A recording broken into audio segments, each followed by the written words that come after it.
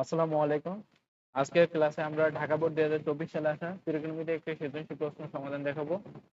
এখানে উদ্দীপকটা একটু বড়। এ এর মান দেওয়া আছে 1 প্লাস সাইন থিটা, বি এর মান দেওয়া আছে 1 মাইনাস সাইন থিটা। ক নম্বর, sec 90 degree minus theta is equal 5 divided 3 হলে সাইন থিটার মান কত সেটা বের করতে হবে। ক নম্বরে প্রমাণ করে যে sec theta plus tan theta is equal root over a divided b। আর গ নম্বরে b মাইনাস cos থিটা সমান 0 হলে থিটার মান নির্ণয় করতে হবে। আর কোণের মানটা 0 ডিগ্রি সমান হবে অথবা বড় হবে, 90 ডিগ্রি সমান হবে অথবা ছোট হবে। এখানে খ নাম্বার যে প্রশ্নটা দেখতে পাচ্ছ এটা তোমাদের বোর্ড বইয়ের যে 17 নাম্বার অনুশীলনের অঙ্ক ওইটার মতো। তোমাদের বইয়ে অঙ্কটা এরকম দেওয়া যে bracket sec theta plus tan theta, এটার উপরে হোল স্কয়ার দেওয়া ছিল আর সমান চিহ্নের ডান পাশে ছিল 1 plus sine theta divided 1 minus sine theta. মূলত এই অঙ্কটাই তোমাদের এই খ নাম্বারে আসছিল।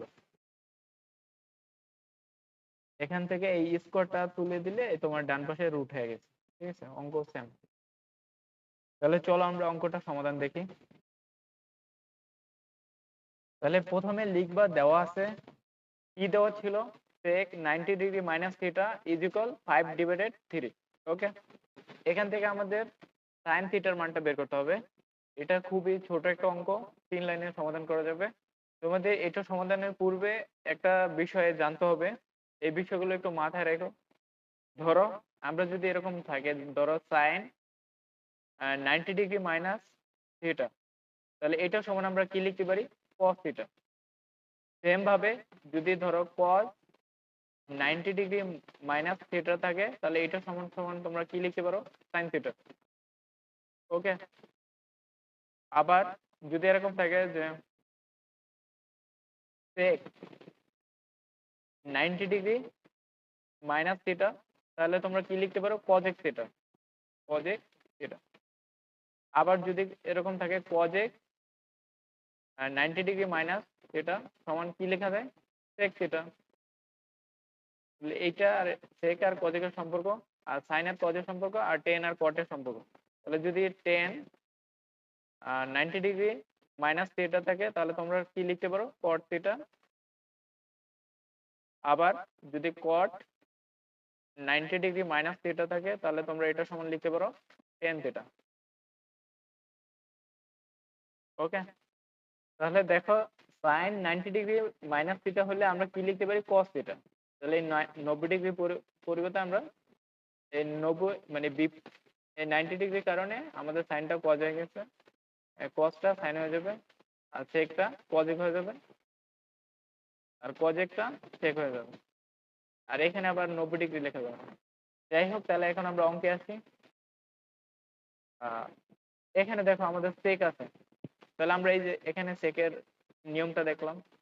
তাহলে sec 90 ডিগ্রি মাইনাস থিটার পরিবর্তে আমরা কি লিখতে পারি, cosec থিটা। লিখো cosec থিটা ইজ ইকুয়াল 5/3। এই নিয়মগুলো তোমাদের ত্রিকোণমিতি 9.2 অধ্যায়ের প্রথম দিকে দেওয়া আছে, এগুলো একটু দেখে নিও। তাহলে চলো আমরা এখন অঙ্কটার সম্বন্ধে দেখি। দেখো এখানে cosec থিটা আসছে, তো আমরা এখানে বা দিব। এই যে cosec থিটা, আমরা cosec থিটার সূত্র জানি, cosec থিটা সমান জানি 1/sin থিটা, তাই তো। তাহলে আমরা cosec থিটার পরিবর্তে কি লিখতে পারি, আমরা জানি cosec এর বিপরীত হচ্ছে sin। তাহলে আমরা cosec থিটা সমান লিখতে পারি 1/sin থিটা। সেম ভাবে sin থিটা সমান লিখতে পারি 1/cosec থিটা।